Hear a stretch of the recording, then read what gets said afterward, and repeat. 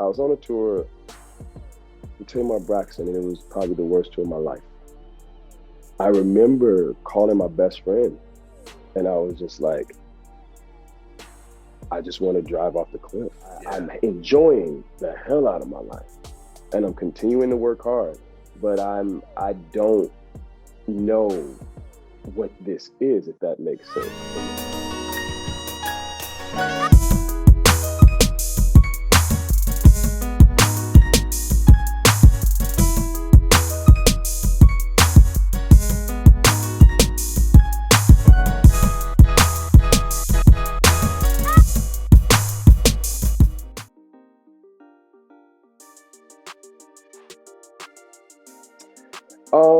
I grew up with my grandparents, so I'll be honest. I've never said some of this stuff. I always try to find new things that I haven't said when I'm talking to people. Looking back on it retrospectively, life was incredible. I grew up with the best grandparents in the world. I feel that if it wasn't for my grandparents, I would not be where I am today. Because they are them, I am me. I always say that. I did not realize that because I did not grow up with my biological parents, it kind of like affected me a little bit as a kid, because I thought in my own little utopian brain that everybody had a mom and a dad. And so I think that actually pushed my creativity. You know what I mean? I had a lot of imaginary friends because I was the only child. You know, I used to hear all my classmates talk about their sisters and brothers. And but my childhood was actually really great. I feel like I was an arts kid from the time I was born. I started dancing at 5.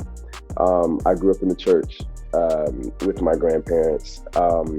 I started singing in church choir at, I think, 9 years old. I played alto saxophone from 11, starting at 11 in middle school, all the way up until I decided not to, because they actually thought I was going to be a musician over a dancer and an actor. So my childhood was pretty as one would say, pretty awesome. It was pretty awesome. My grandparents made sure that my childhood was awesome. There were some things that I would say happened, in all honesty, with my biological parents that weren't great. However, but my grandparents were like superheroes. So my good always outweighed my bad. I love that. So I was a band geek in school, like the whole way up until college. Me too. so I fully understand. I have had great memories of learning how to play an instrument, and it took a lot of patience from my parents. I played trombone to start, and then I ended up playing tuba in high school. By the time I got to college, I was on like 13 instruments. You're on the bass clef, man. I'm a treble clef guy. See, I like, all right, I wanted to play saxophone, but you know, of course, growing up, saxophone was too expensive. So it's like, find something cheaper. Brass it was, but then when I was able to like teach myself how to play more instruments, I just, anything that I picked up, I wanted to learn how to do it. So I guess that creativity was there as well. Saxophone was expensive. My grandfather said, if you stick with it, and if you're able to play Me Still of the Night by Kenny G, which is his favorite song, because we rented a sax from the school at first, and you know, you get the really not great instruments, and he said, if you are able to play it and play it well, I'll buy you a saxophone. And he did buy me a saxophone. And a little fun fact, my grandfather passed before he could see me flourish like this, and I pawned my saxophone to move to LA, and my girlfriend bought it back for me for my last birthday. Wow. Yeah. Wow. So, I've never told that story. I forget a lot of stuff, man. There's a lot going on. So yeah. But I think that's, again, for me in this magazine, that's what I thrive on. I love hearing different stuff, because we can always go and find out, you know, your your story based on Right. other interviews. I like Right. finding out that stuff that nobody's talked about.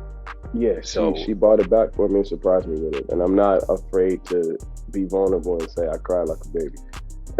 oh, I would have too, in a heartbeat. Yeah. Like that's going down. Like we're going to Yeah, cry. I did. I did. Like you made this happen, so deal Yeah. with it. Yeah, right. So now the saxophone thing is kind of cool now. Now that you have it Mhm. back, do you practice again, or is it something that just kind of like has sentimental value? You just keep it. I right now I have it's sentimental value. I'll be honest. I Okay. played it the first day, and it was like I never stopped. Which was Yeah. kind of cool to me because it's a reeded instrument. So for me to be able to Yeah. jump back on and play with the reed again, and it was just like, I had a little bit of air in my tone, but, but that's, I mean, To be expected. yeah, to be expected. However, I do once I get a little bit of downtime, and I'm not a guy that does downtime very well, so Yeah. so Yeah. it's holding sentimental value right now, but I do pick it up from time to time and just kind of play here and there just for nostalgia. I love it. So you left Miami, moved to LA. When did you do that? Like how old were you? Actually, I didn't leave Miami, move to LA. I left Miami, moved to New York. Yeah, I was a teenager, and I was a professional ballet dancer before anything. That's all I wanted to do. I was a professional ballet dancer because I went to New World School of the Arts in Miami. That's the high school I eventually went to. And that's why I say my grandparents, grandparents, same thing to me. I always thought that thought that I was going to be a musician. The trek was to go in the band, go to FAMU, from Florida, Of course. be in the Marching 100, Of course. and then do whatever you're gonna do. And I also played bass clarinet during concert season, and I was a drum major. Wow. So that was but I was also this dancer, and I started that at 5, and I started in acting classes, dabbling. I wasn't very serious. I didn't really know what it was back then. I just knew it was fun. Right. And to do skits, and I moved I every summer, my grandparents afforded me the opportunity. I would audition for places like School of American Ballet, Dance Theater of Harlem, Alvin Ailey, and I got scholarships. And even though with scholarships, there comes a financial burden with the scholarship.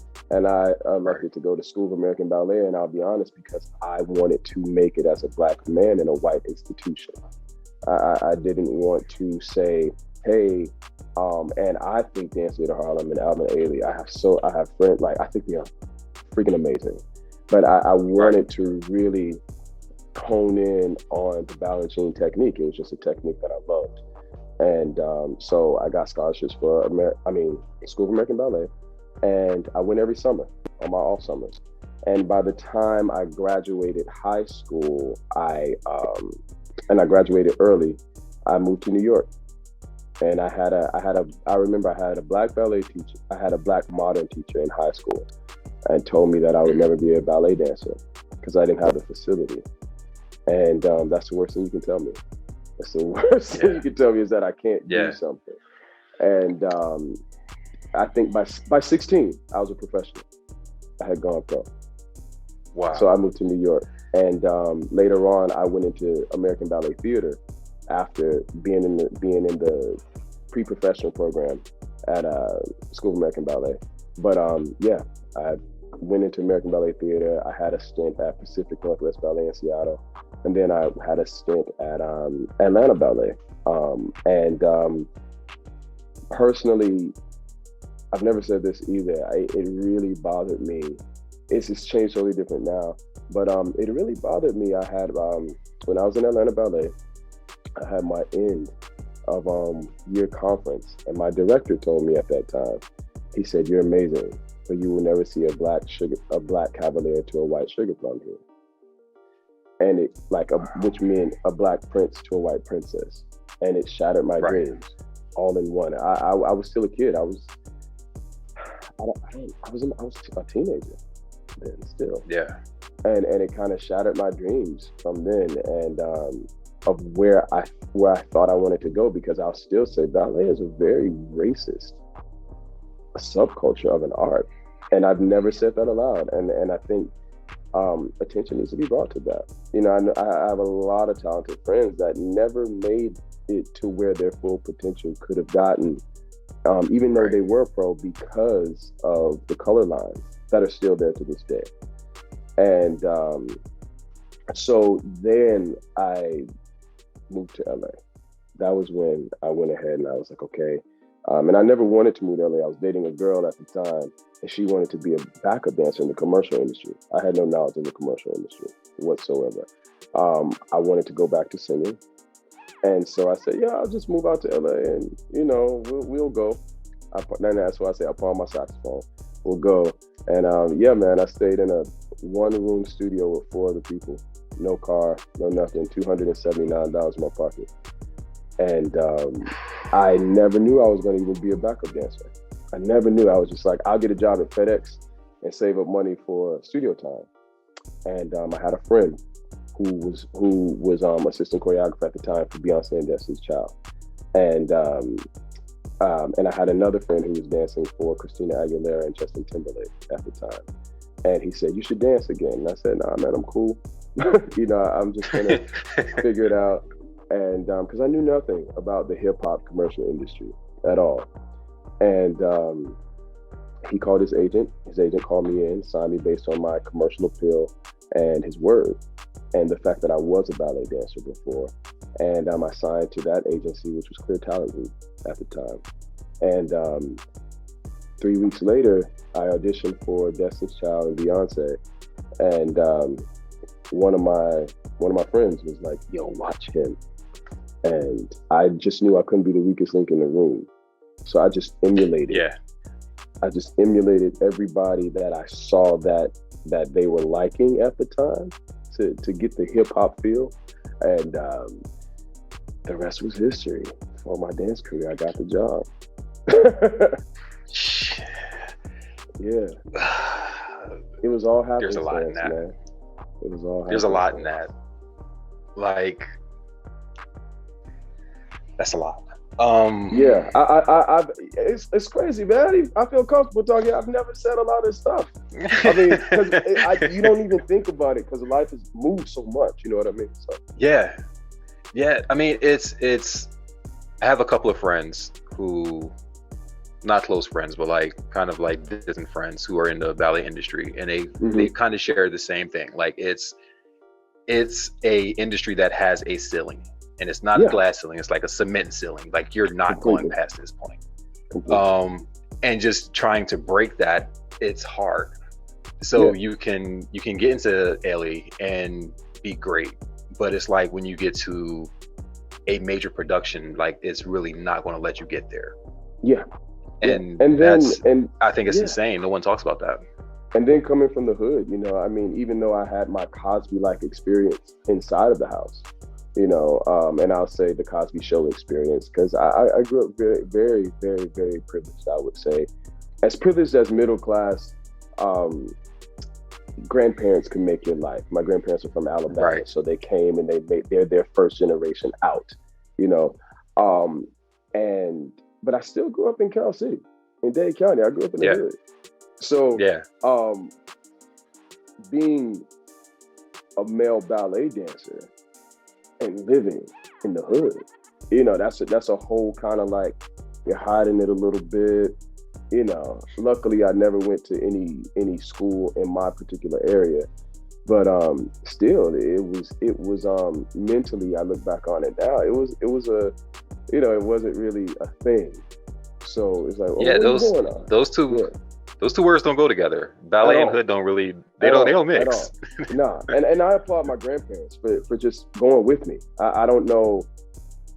They're so progressive to have been born in the 40s to just say, okay, this is what he wants to do, without questioning too much, Yeah. So when you get to LA through all of that, and then you end up on stages with mega stars. Mm-hmm. Did it feel like the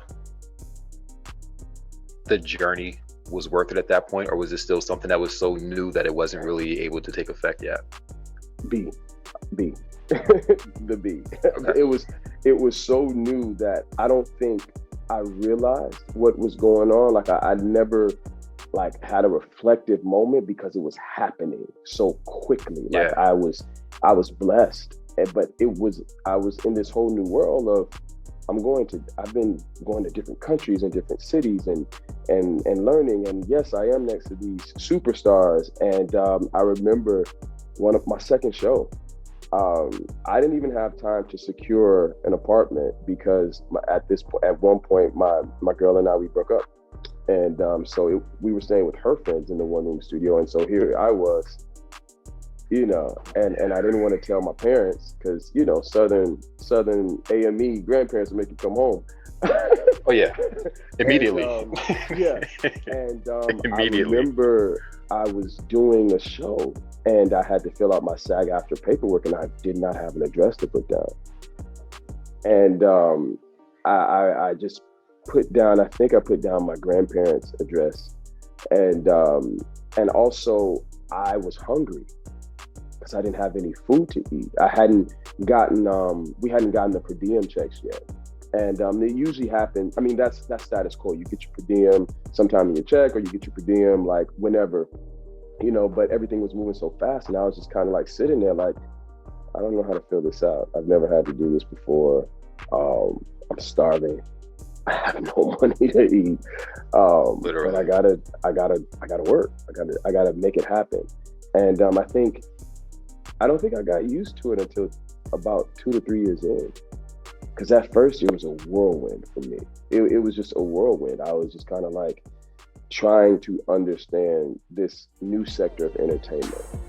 And it was, I learned quick though. I learned very, very quick. So I had to. Yeah, no, it's not a slow pace. Like that's a sprint. Like you got to figure out the entertainment industry very quickly. Very quickly. Very quickly. So you're going through this, you're dancing, then you stop. Mm-hmm. And it seems like, from my perspective, reading your story, it seems like at that point, like rock bottom is like right there. Oh yeah. So it's you're literally doing everything that you can to survive. Everything. Yeah, go ahead. No, I was just gonna say, like, what was that moment, and did you start having regrets at that moment? Like, I shouldn't have left where I was good at, or how did that feel? In all honesty, I tried to leave 3 different times. And the need, I always say God never, sometimes we want something sooner than we're prepared for it. And God has to guide the way and take over. And I tried to stop dancing 3 times prior to me stopping. I remember at one point I was chasing my dreams of music. I was in Philly, actually, and sleeping on studio floors, doing anything to make it happen. And I got a call to do these promo ad for Miss Carter and then to do the Super Bowl. And I was like, oh, okay, I need the money. So I got on the mega bus from Philly to New York and went ahead and did the commercial, and then Super Bowl came around and I did Super Bowl. So then you're sucked back into it. And it's because now you have to make ends meet. You have to make money and everything like that. So I started again. Even a lot of people, I don't think I've ever said this, I had quit dancing before the MTV Music Awards. I quit. I was on a tour, and I've never said this. I was on a tour, the tour of my Braxton, and it was probably the worst tour of my life. And I never said this aloud, and it was just depressing. I remember I was on stage every single night, and I was just like, there has to be more. There has to be more. The morale of it, and everything was just, it wasn't a great environment. Yeah. And it was weighing heavily on me at the time. And I remember, and this is something new too. I remember there was one night we got to a Houston stop, and I was just like, I want to quit. I can't do this anymore. I just can't do this anymore. I'm unhappy. This particular job is killing me on the inside. And I went to a tattoo shop, and this particular tattoo right here, I got it that night in Houston. And I always loved this tattoo. It's the Serenity Prayer because it got me through. It got me through that tour. I always say it got me through that tour. And after that tour, I stopped. I was like, "There's no way I'm continuing. I'm not gonna do it. I just can't. Like, I know there's something more for my life out there." And at one point in time, and I pretty much, Debbie Allen had told me a couple years before, and I've said it in many interviews. She said, she was like, "I'm gonna make you an actor." And I was like, "No, you're not." I was like, "That's not me." And she said, and I say it all the time, she said, "Child, honey, you don't know who you are yet." And I was like, "Okay, Miss Allen." You know.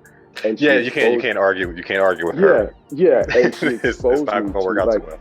yeah, she actually opened up the door again for me and put me in like lead roles and like stage shows and everything like that. And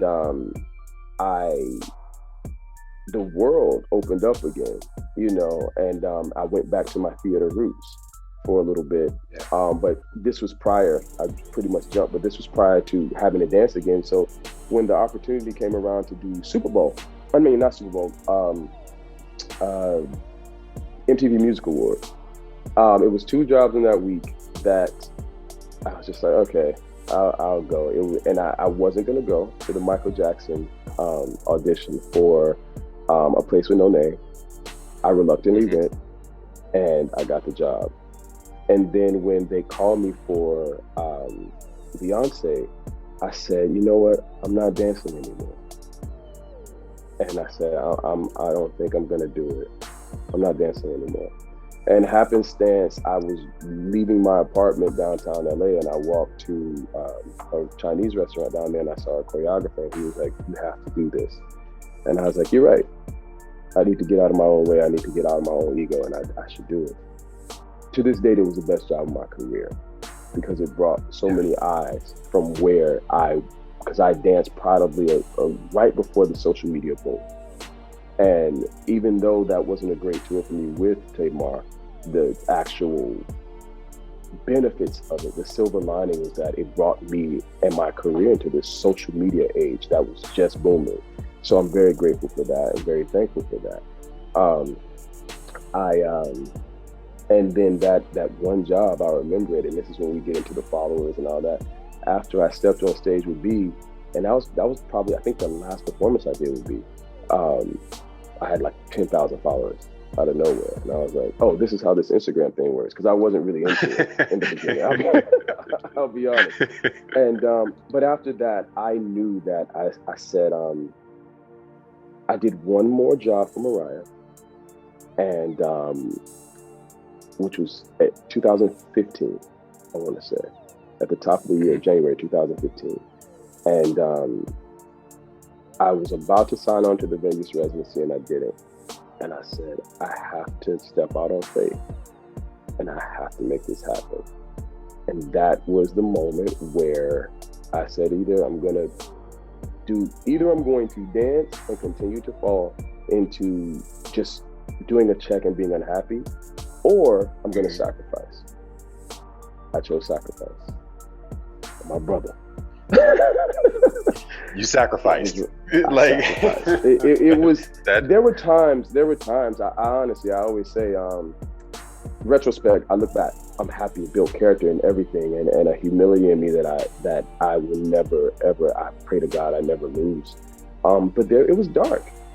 It was dark. I'm not gonna sugarcoat it, and I think it was supposed to be dark. I take it as like when you're training in the gym and you want an end result for your body. There's going to be some days where dieting and cardio or lifting weights or trying to gain weight or trying to lose weight, whatever your goal is, there is a journey to get there. And I felt that even though I had this amazing dance journey, this particular season of my journey was paramount.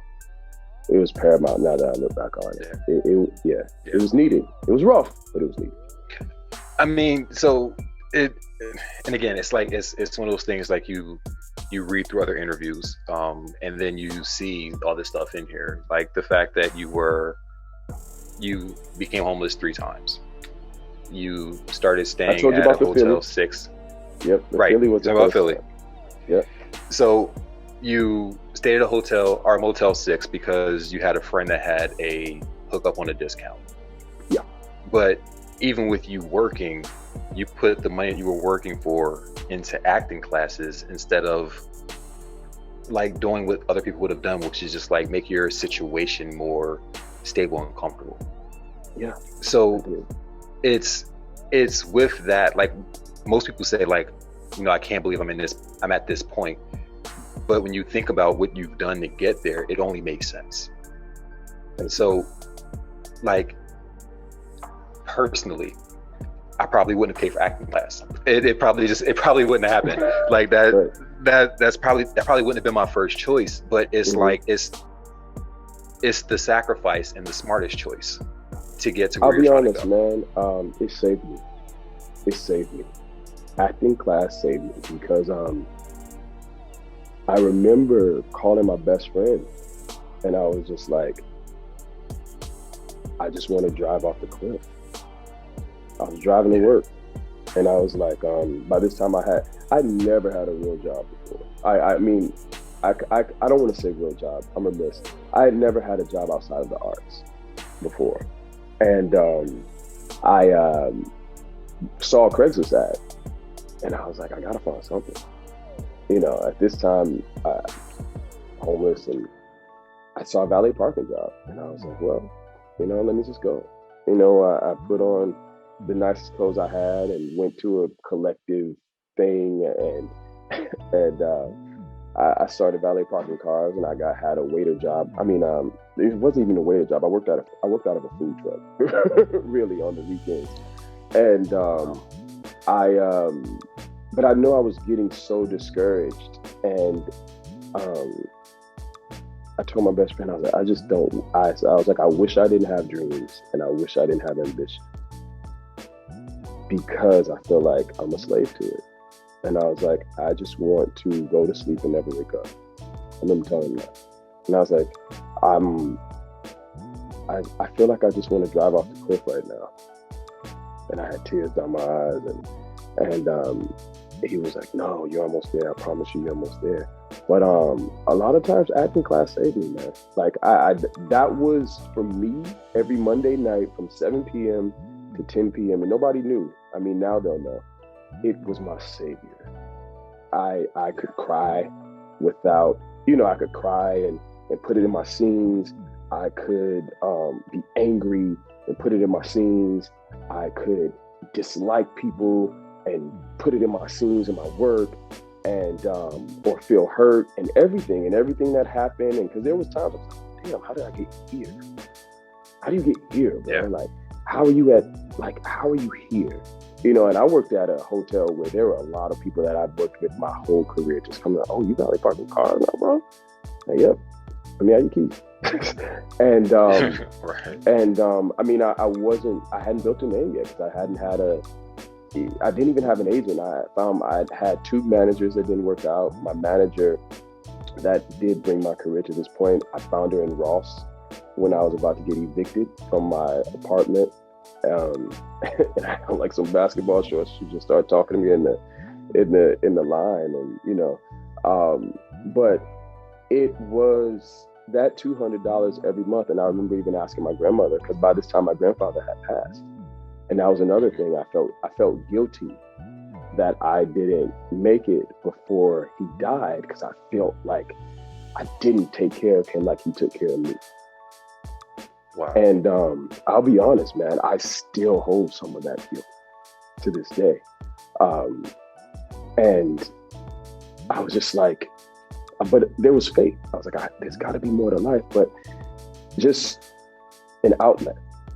It was a therapeutic outlet.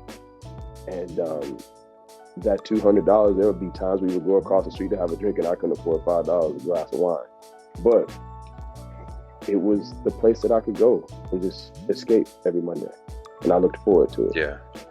That's why I kept it going. Okay. Wow. You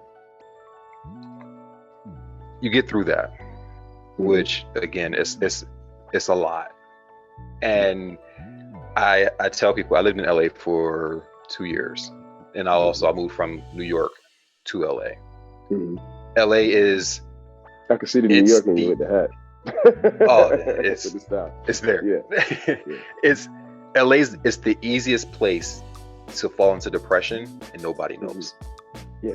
Because no one there really knows you, and your network is in a different state in most cases, or a different city. The people that know you there, you're able to portray what you need to portray in front of them so that they can think that you're good. Right. But it's very easy to get to that place. So I'm glad that you found an outlet in acting that got you away from that, because it's a hard city. It's a hard city. It's a very hard city. I think I owe this to people to say I actually tried to commit suicide once. I really did. I took pills because I was too scared to do it any other way. And I took pills, and I was just like, just don't let me wake up. It's like, I'm exhausted, man. I was like, I'm so exhausted. And then at that point, I never told my family how I was feeling, because I do feel sometimes as Black men, we don't get to feel. We don't get a chance to feel. And mental health isn't talked about a lot in our community. And any show of vulnerability, and I hate this, whenever you're vulnerable, you're seen as weak, especially coming from the South, and, don't cry and everything like that. And I remember that night, I was just like, wow, I am exhausted. And I kept saying, I'm exhausted. I am tired. I'm exhausted. And of course, God had different plans,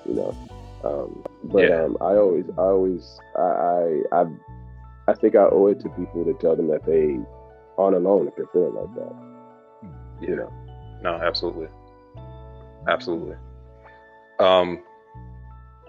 You make it to, I guess, was Tyler Perry Studios like your first big acting job? Yes, I would say Sisters. I had been booking co-stars here and roles here that were like, a little on smaller platforms. And I auditioned for Tyler, I think 6 different times, and callbacks and everything. And I later learned that as I grew in the business, I later learned that it's not about talent all the time. It's about the look combined with the talent. So there were a lot of times that I was wanted, but I learned later, we have to find something that would suit the look to make sense to the audience, business-wise. Right. Right. So being on Sisters, I didn't even think I was gonna, I had no idea, man. I got the audition at 12 p.m. the day that I got it. It had to be in by, I think, 4 or 5. I finally found an apartment from my valet parking job, but it was 3 of us. There's 3 of us in a 1-bedroom apartment. So I was in the bedroom, one person was on this couch, another person was on this couch. And I called my friends from acting class. I was like, yo, I got this audition. Can you guys help me read? And so we self-taped it. It was during the pandemic. I got a call. I went to sleep. I was just like, oh, I'm not gonna get it. Something always happens. I ain't gonna get it. I've been getting close on a lot of stuff, close but no cigar. So that was taking a mental toll. And I was like, oh, well, it is what it is. Then my agent called me and said, hey, you're pinned. And I was like, oh, okay, cool. I never get excited about pins because you never know. And then the next day, she said, well, that was quick. You booked it. And I was like, oh, wow, really? And I'm thinking it was recurring, and I'm thinking it was just 2 or 3 episodes. I had no idea. Come back, it was 11 episodes, and I was just kind of like, oh wow. And I was like, this is different. My life is changing, and I knew every single episode that I was in, front and back. I always give my hats off to my scene partner, Novi Brown, who plays Sabrina.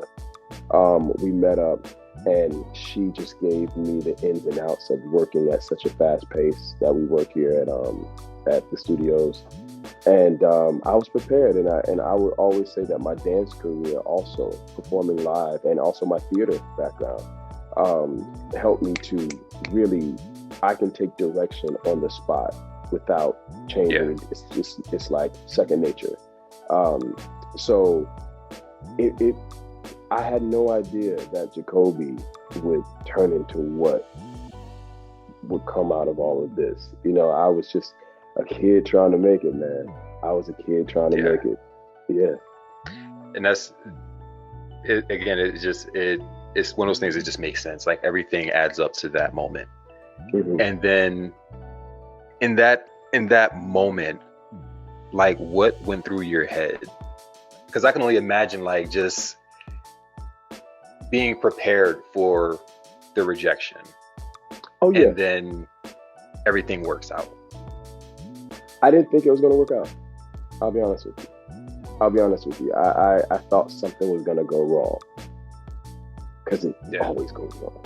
You know? Yeah. I literally, I would say in the past couple of months, just got out of that mind frame of what if it doesn't, what if it stops?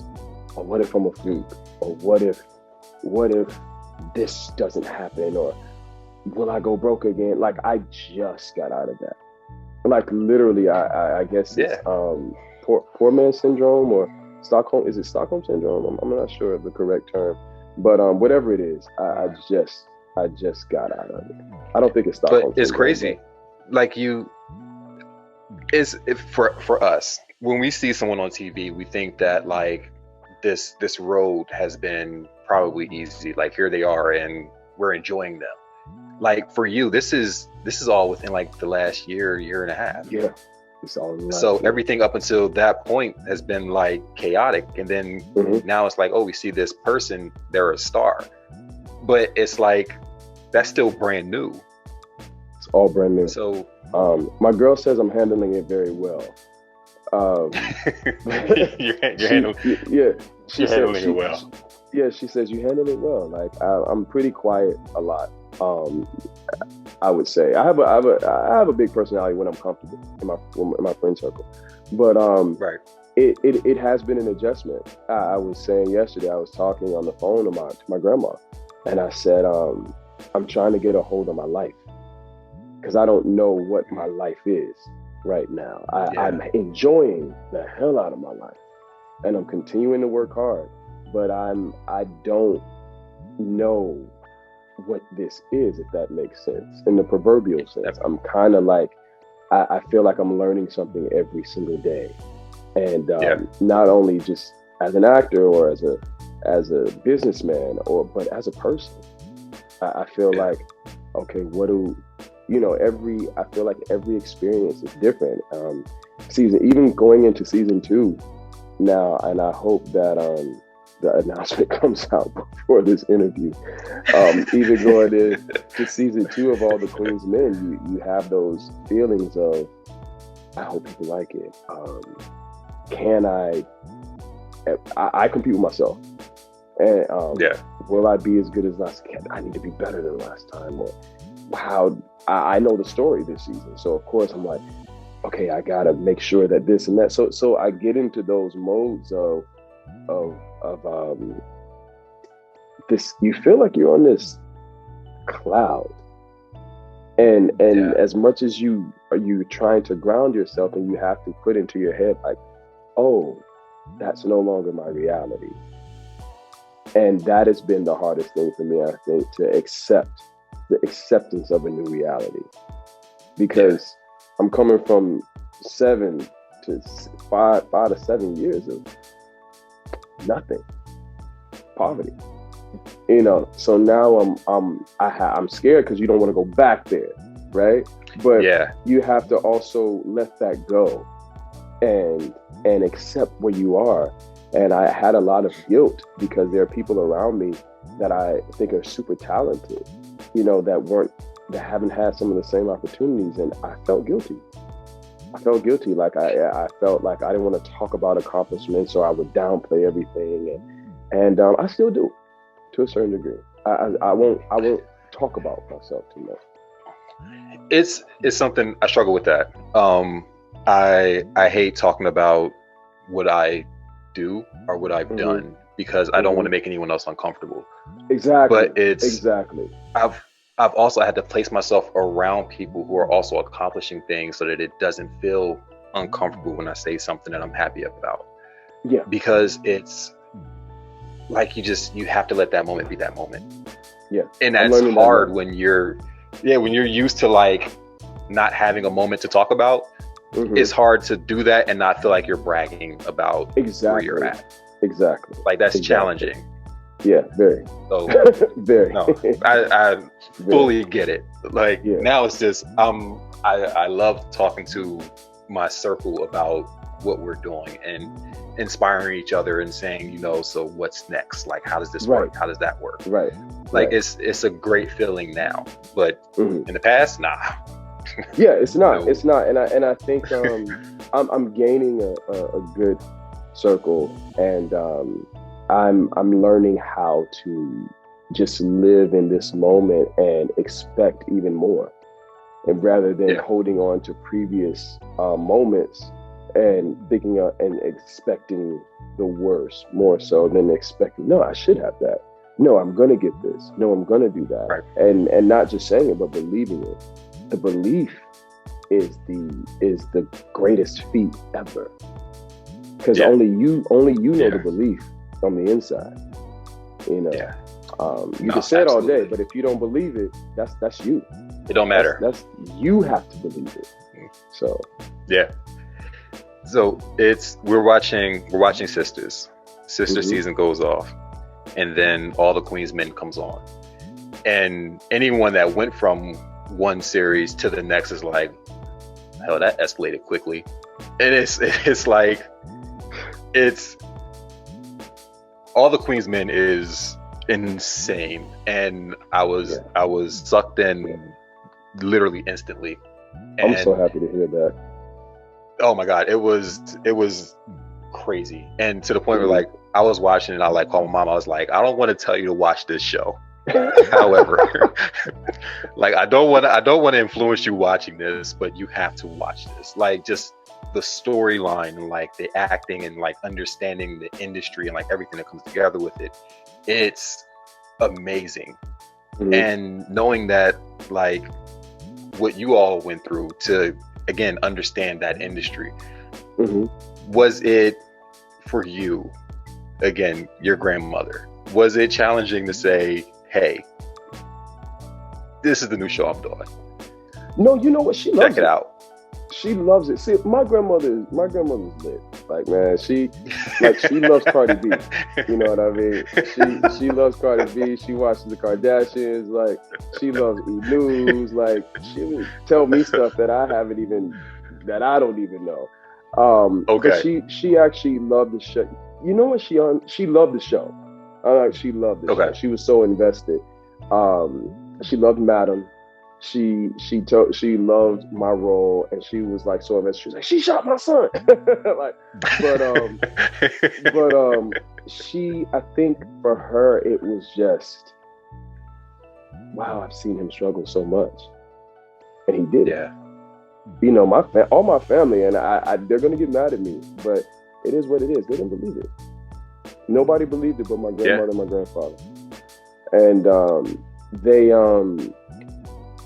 I'm not a parent yet, but I'm sure to see your kid silently suffer. Because I was very quiet. Like my grandmother would only know certain things until possibly I had exhausted every possibility, even giving blood to get money. Then I'll be like, Mom, I need some help. And she already, but also too, I didn't want to burden her because her and my grandfather were married for 6 years. So she lost the love of her life. So it's kind of like, I got to be a man. And, but she saw the struggle. So she's just like, wow, he really did it. But back to the show, I think the show for me, a lot of people think that Tyler just gave me a show, that it didn't happen like that. I actually auditioned for All the Queen's Men prior to auditioning for Sisters. Wow. Yeah. And because of the pandemic, production got pushed back. But I got a chance to talk with Christian and everything and understand where it came from. And Christian wrote Ladies Night about 10 years ago, I think, or more. I don't want to misquote it. But Christian wrote Amp for him when he wrote it. And he said, when I saw you, I was like, that's Amp. And at the time I was on Sisters, and I guess I heard that Tyler liked what I was doing, and there was possible, I'll put it this way, it had to be figured out how to have me on All the Queen's Men, because I had now become a prominent part on Sisters, which I love, right. And so when I got the call from my agent, it was like, he's just been cast as lead man in All the Queen's Men. And I was like, what? I'd auditioned for that back in like February of 2020. And you audition, so, and you don't get it, so you just don't. You let it go. You don't think about it. And I know what I always do in my auditions. I do the scene. I will go in a car. I will go outside if the scene's here or there. And I think it kind of brings in my directorial eye a little bit, because it puts me in the scene and people tell you not to do it or casting doesn't like it. I'm like, hey, what's meant for me is meant for me. I guess if I don't get it, I don't get it. But I auditioned for Amp. And when I got the call, I was like, whoa, wait, you mean series regular? And the lead male? And wait, what?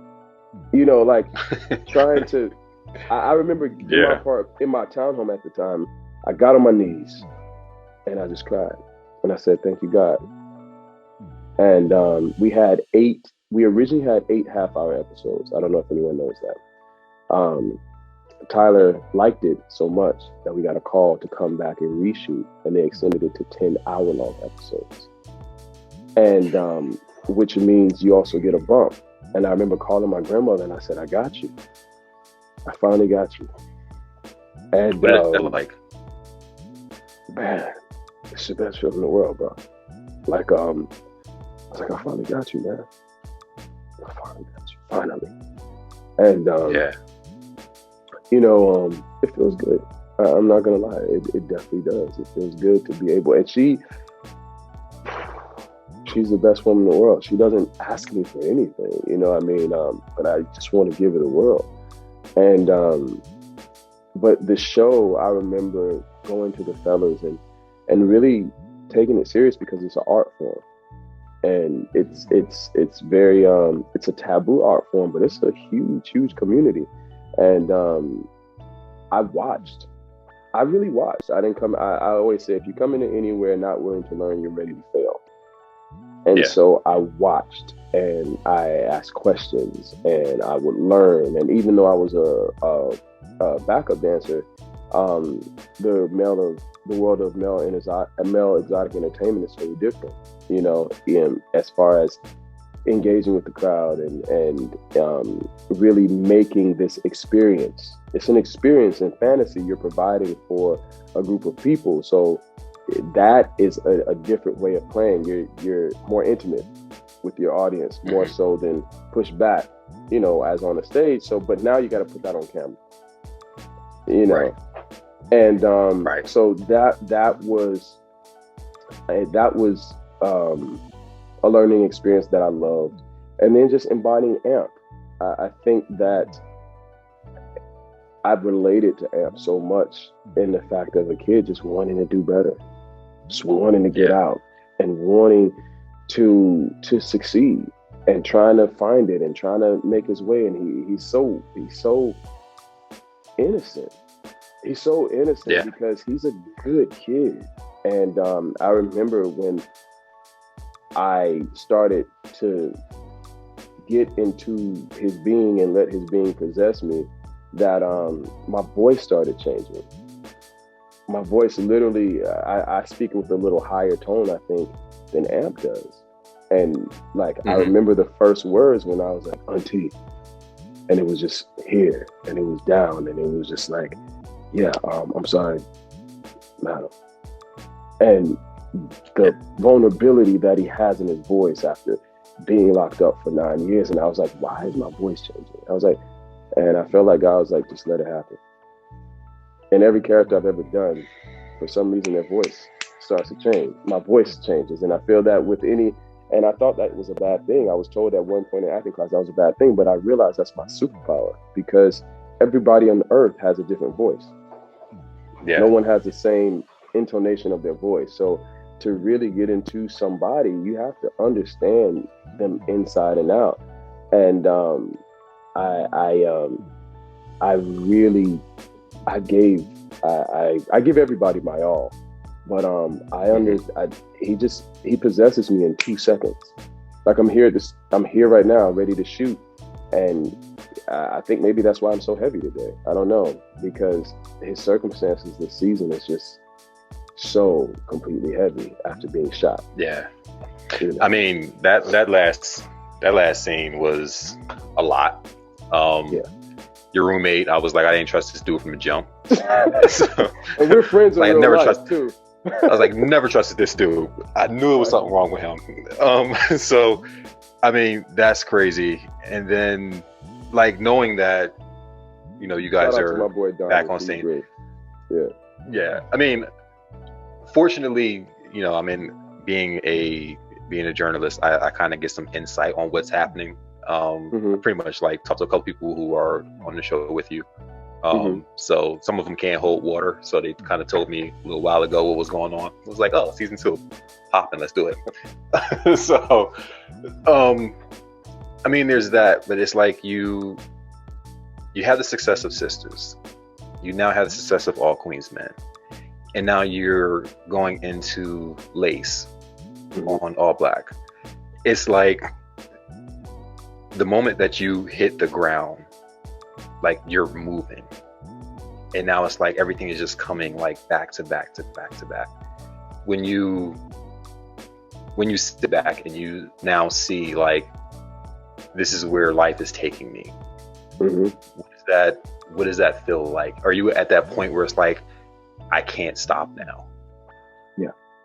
Yeah. It's so crazy you mentioned that. Like I had the chance to briefly talk with Will Packer a couple of months ago in Miami, and he's so great, man. And he was just like, you know, I see what you're doing. Congratulations. And he said, and KJ was standing right there with me, and he said, I want to tell you, I can see it in your eyes. Enjoy the moments. Don't worry about the next. I can see it. Yeah. You're worried about the next. And she was like, he needs to hear that. But yeah, it's a gift and a curse. I am still a slave to my ambition. And I'm like, I just can't stop. I just can't stop. Like this whole year, I've been blessed to work nonstop, you know, and on different things.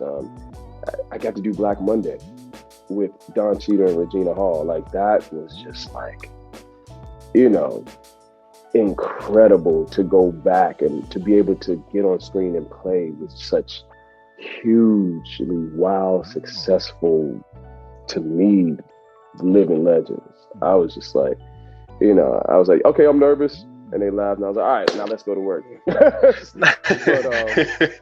just put this out there. Yeah.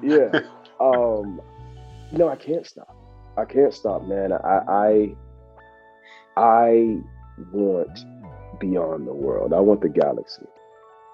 And I am a relentless workhorse. And I can't stop. I will not stop until I get it. I think it's a gift and a curse. I really do. I don't know what I'll be able to tell you maybe like in a year or two. But I've been learning to nurture self because I want so much and because I'm in such strong competition with myself.